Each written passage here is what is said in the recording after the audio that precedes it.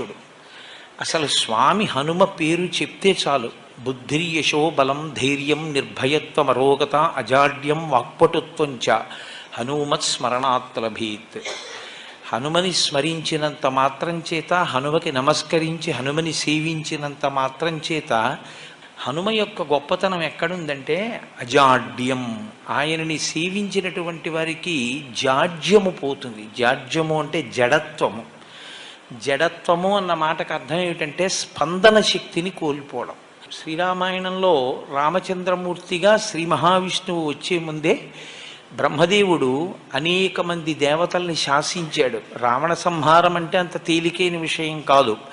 నరవానరముల చేత సంహరింపబడడు కనుక, ఆయన నరవానరముల చేత సంహరింపబడనని వరం అడగలేదు కనుక మీ అందరూ కూడా వానరాంశలలో వెళ్ళండి అన్నాడు.